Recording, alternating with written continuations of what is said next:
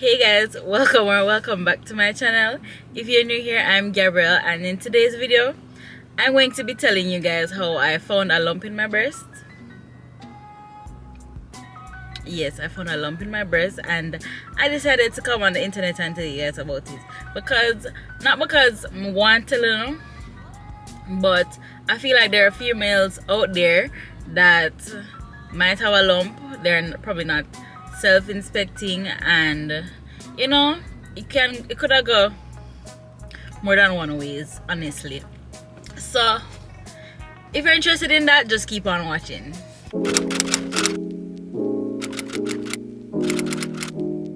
About May of last year, I was in my bed one night and laying down, and I think I was on Instagram and something's like, inspect yourself. Just did it. When I did it, I found a lump. Like, I felt like a hard round area, and I was like, maybe just my mind playing games with me. So I went over to one of my friends and I was like, just feel the area and tell me if you feel something there. And he was like, yeah. He was like, yeah, I feel it there. You need to go to the doctor. So I texted my parents and I was like, I'm going to the doctor tomorrow, and I don't want you guys to worry, but I'll tell you exactly how it goes tomorrow. Why, Gabriel, why would you say that though? Like, obviously I'm not gonna worry. My father called me asking me, you have COVID? Because, it was in COVID time. So I said to him that, well, I found a lump in my breast and I don't want you to worry about it, but I'll tell you exactly how it goes tomorrow. As me wake up the next morning, the man called me, Gabriel, you're not gonna doctor yet? I was like, Daddy, I just woke up, I'm going to school, and then I'm going to the doctor. When I went to the doctor, she told me to take off my clothes, go on the bed, right? So she said, she told you to hold up your hands and stuff, and she's like, she doesn't have to even touch it because she can see it. So I was like, oh shit, here we go. If you don't know, my family has a history of breast cancer. I have cousins that had to remove lumps. So in my mind, I was just praying and I'm saying, this needs to skip me. I don't want, I really don't want it, because you might never know how bad it can get. So there at the doctor, she said she didn't have to, but she still did regardless to see if there was more. And if you guys don't know, it's in my right breast. She said, okay, it is there, but she's gonna send me to do an ultrasound.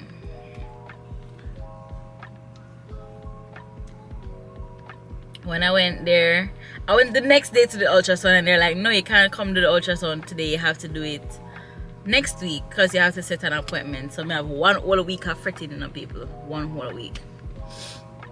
So in the other week, did it. They said yes. They asked me if I have history and whatever. They didn't tell me exactly. So they said I have to come back the next week for the results, and then I'm gonna have to go to the doctor. So I went back the other week, and when I went back the other week, now I went back to my doctor, and my doctor is telling me, well, it's benign, so that's a good thing, right? But seeing that I do have the history of breast cancer, we were talking about options, because you really don't have to. Sometimes they come, sometimes they go away. So over this course of 3 weeks, I guess, I was, it's there now. So yeah, touch it all the time. May I touch it, and then I realized there's another lump coming up, right?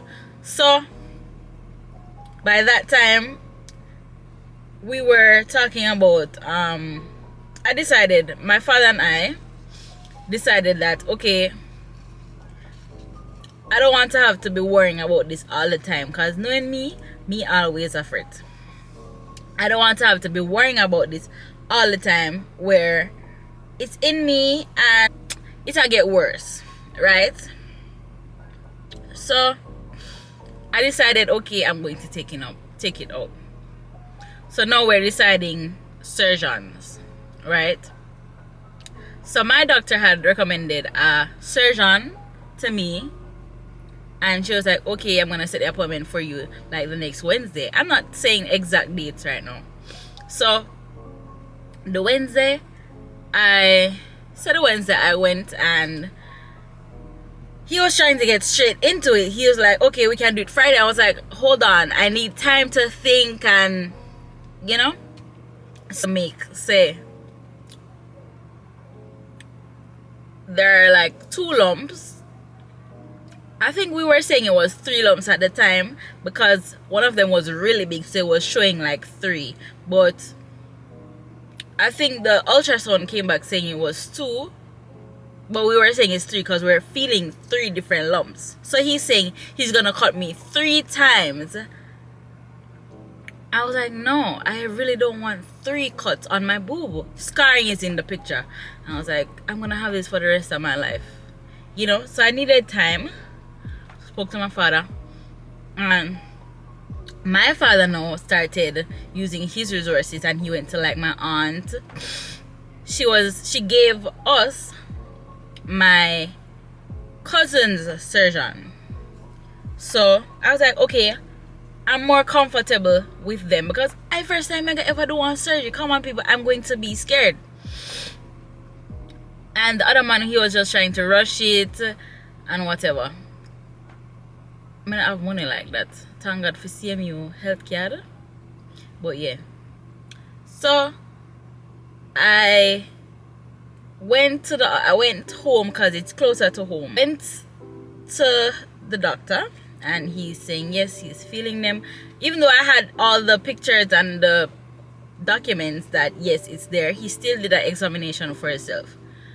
So he's saying, okay, what do you want to do? He gave me the option of saying if I want to do it or if I don't want to do it. And I like that. He was somebody I could speak to. So if you're in this position and you're not comfortable with the doctor, find somebody else. Don't go with the first opinion or whatever. I was comfortable with him because my cousins went with him. So me I say, me have fretting up because you might tell me say no, me have to go under, and me you might put me to sleep. And I say, oh God, what if me don't wake up? What if something happens? Even though it's kind of like a minor surgery, they still put you under regardless. And I was like, well, he gave me the option of saying, do you want to take it out? Do you want to leave it? So my father was like, he was asking the questions I was afraid to ask the doctor. So he said, like, let's talk about the scar. It's gonna leave a big scar. So he was saying he's gonna do 1 cut. So instead of the 3 cuts, he's gonna do 1 cut like in between them, so he could like get over to the one. There were 2, one at say 3 o'clock and one at 6 o'clock, saying okay, he's gonna make 1 little cut around the areola, so when it's healing it's going to be dark and it's not gonna really show. But okay, fine, we're gonna do it. We're talking about dates, decided on a date when I didn't have exams, right? Because in this time I had exams doing, people. I went back to Kingston, came back a day before my surgery. Now I'm speaking to the doctor and I have to do a COVID test. I have to do a lot of tests, and nobody wanted to tell me that, oh, you have to do this test. I think it was my first COVID test, honestly. I did the COVID test, and the COVID test was right at the hospital that I went. I did my surgery at Hargreaves in Mandeville. If you don't know, the public hospital stopped doing surgeries at that time. So, went to Hargreaves. I had to get like a statement and all of that. They tell you the pricing. They have to send like your health card information to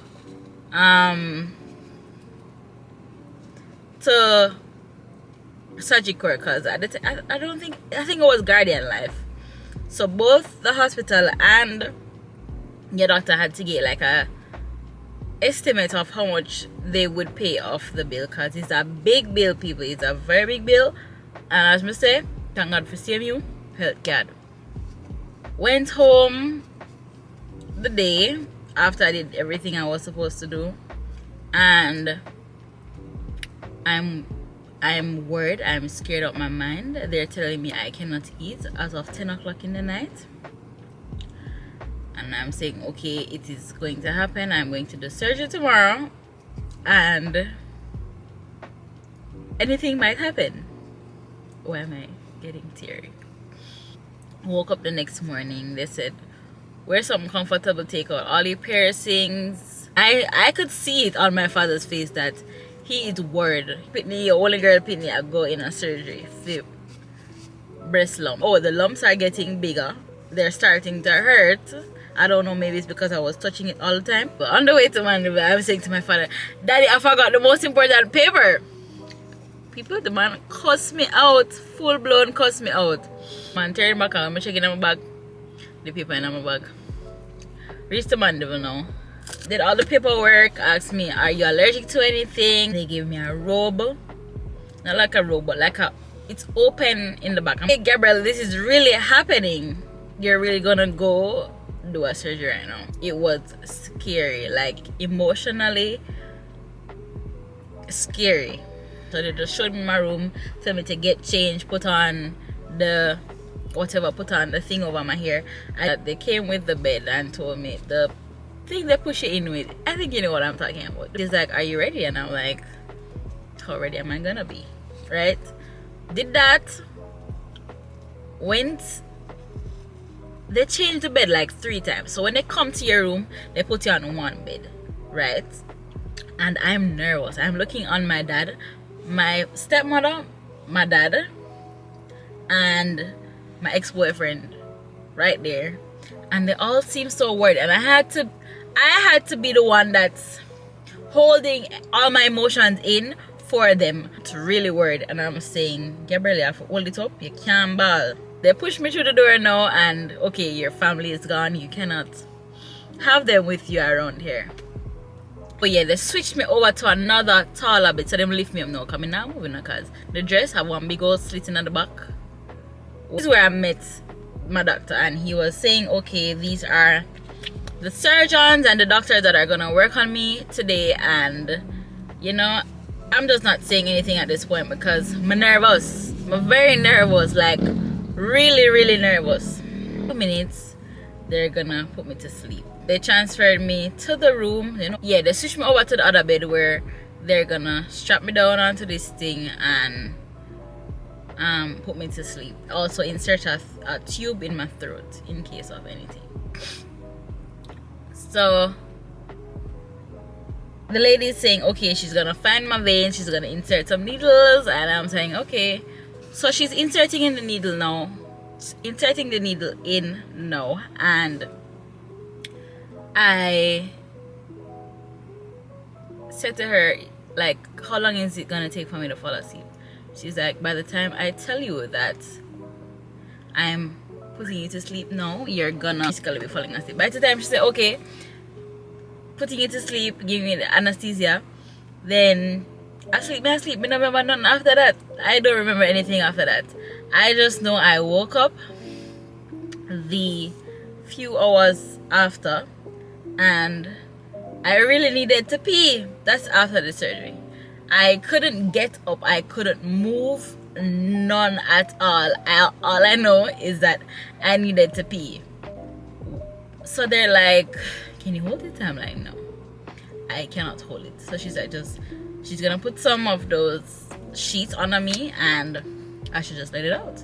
By the time I want to come back with the sheet them, I'm peeing. I end up falling back asleep. When I woke up the other time, I was in my room on a different bed. I wake up, all of that. I'm saying I just want to go home.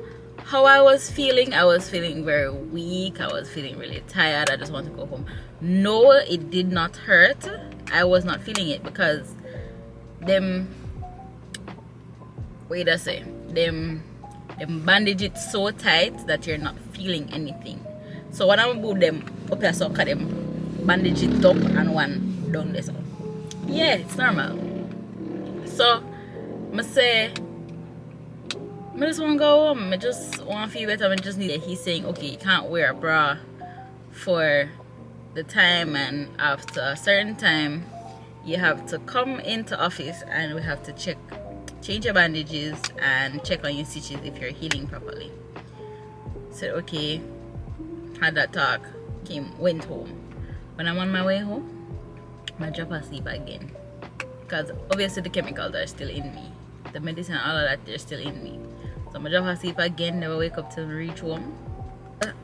While I was sleeping at the hospital, actually, my father got the lumps and he carried it to the lab. He took a picture of it and they're saying, okay, you thought it was 3 lumps, but it was really 1 big lump and a little one. And they're sending it to get tested. I got food and whatever, went to bed. They gave me medication, pain medication. Because after a while, after the medicine and everything wear off, I really was not feeling my boob. I did not feel it till like a day after when everything wear off. But my throat, where they inserted the tube, was killing me. And when after I ate and I woke back up, the medicine never work. Like never work. My back hurt. My back like was hurting me more than my boob. My boob was not hurting me, as I said, till the next day. And I was probably in my bed for like a week, and say this is the next week I had exams to do. So I was in my bed for a week. I was going through it, people. I was going through it emotionally. I was going through it physically. I was going through it. Pain kill me. But my father, my grandmother, everybody around me, they took really good care of me. I never have to come out of the bed. I never bathed for probably like 2 days. After that, I think I had to go to the doctor probably like a week after. One of the days when I didn't have exam. And but you have to come every 2 weeks, change your bandage and whatever. Can't get it wet, which means I can't bathe good. So I went, changed my bandages every time I was supposed to. So I saw my scar for the first time,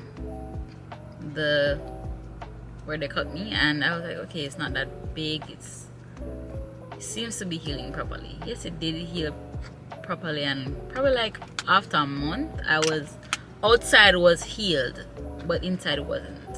I could feel it, and it was hurting, and I don't even know, but when you do surgery, when you remove something, like water goes there and it gets hard, or like not really water, but like fluids from your bodily fluids goes there and it gets hard. So I was saying, why is it hard? So I rushed back to the doctor one day, and it turned out that he's just saying, well, it's nothing, it's something normal. So if you'd like, if it doesn't go away over time, they can use like a needle and remove it.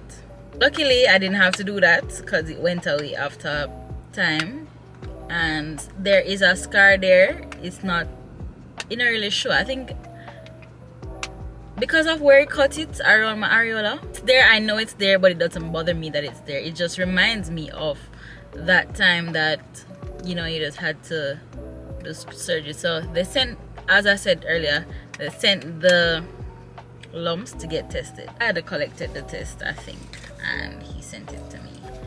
No, this is where it got scary for me. At first I wasn't gonna take it out, then getting the results made me happy.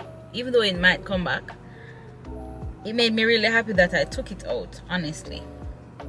So based on the paper, the surgical pathology report, so the diagnosis was, okay, biopsy of right breast lumps. It's tubular adenoma and proliferative breast disease. It basically told me that, well, if not removed, regardless of the fact that it's benign, regardless of that fact, if not removed, the possibility that it would turn into cancer. Now, why am I telling you guys this? There are females that I know that has lumps in their breast and afraid to go to the doctor because, you know, as a female, as a woman, it's hard to know that there's a possibility that you can have breast cancer. Yes, it took a toll on me. Yes, it did all of that. You're gonna go through it, but at the same time, you have to remember that it better you get rid of it or try to get rid of it than it kills you. And like, you have it in you and you know say that and it kill you. Feel me? So yes, I know that some of you guys might have friends, might have partners for the males, or it is a possibility too in males, but you might have anybody in your life that might have a lump in their breast. The least I should say you can do is go to a doctor. Not have breast cancer. I just had, as they would say, fibroadenoma, or tubular adenoma, whatever it is. But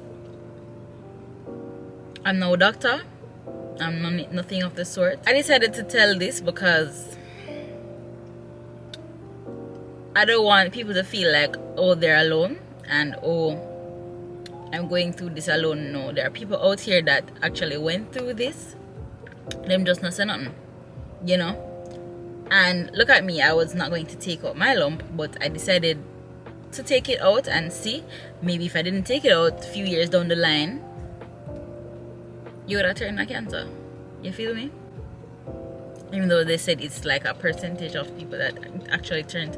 Me no want to be the 1%. Wait, not 1%. It's not 1%, but I don't want to be a part of that percentage that it actually turns into cancer. You know? So honestly, the best thing you can do is just check it. Like advice on what to do. I'm no expert on this, but I'm here. I'll tell you what I did. I can give you my doctors, I can give you my surgeon, all of that, because at the same time, I don't want nothing happen to one another, and I have this story out here that I can tell, I can, you know. But if you're still watching this video, I just want you to lay in your bed, self-inspect yourself, and see if you do. If you don't, okay, fine. But I just want you to self-inspect yourself. If you feel something, if you think you feel something, just go to one doctor. I'm begging you, I'm pleading to you, go to a doctor, get it tested, do what you have to do. I'm begging you. That happened to me. No, I never did any other surgery. If you thought I did any other surgery, no, it's all natural. But yeah, if you like this video, please like, comment, share, and subscribe, and turn on the post notifications to continue. I don't have any more stories, but you might never know. We might have a series of people that had similar experience on my channel. You might never know. So yeah, thank you for watching. Goodbye.